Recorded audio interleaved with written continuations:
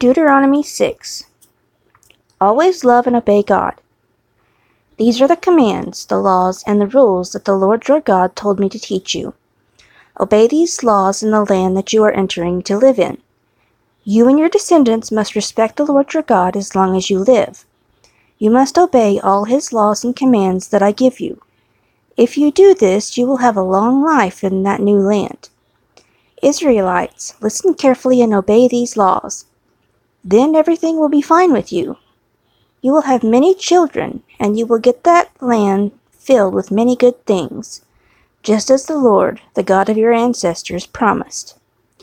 Listen, people of Israel, the Lord is your God. The Lord is the only God.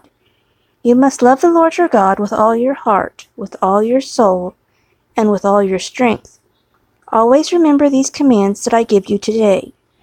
Be sure to teach them to your children. Talk about these commands when you sit in your house and when you walk on the road. Talk about them when you lie down and when you get up. Tie them on your hands and wear them on your foreheads to help you remember my teachings. Write them on the doorposts of your houses and on your gates.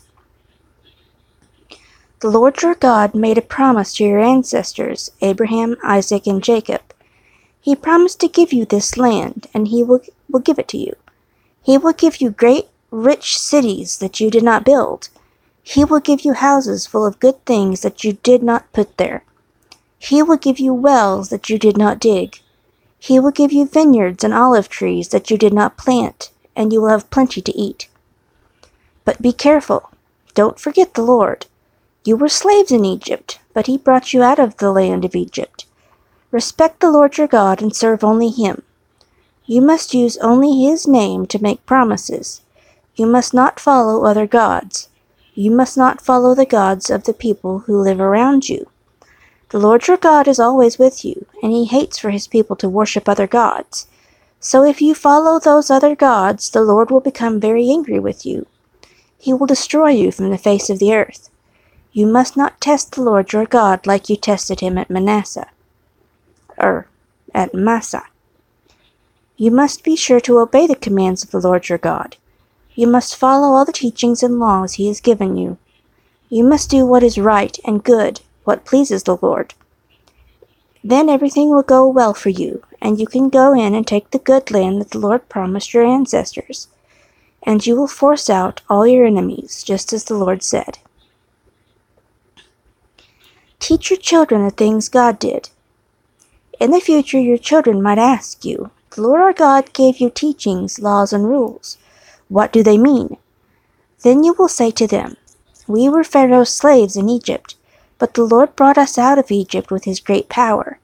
The Lord did great and amazing things. We saw him do these things to the Egyptian people, to Pharaoh, and to the people in Pharaoh's house. He brought us out of Egypt so that he could give us the land that he promised our ancestors. The Lord commanded us to follow all these teachings. We must respect the Lord our God.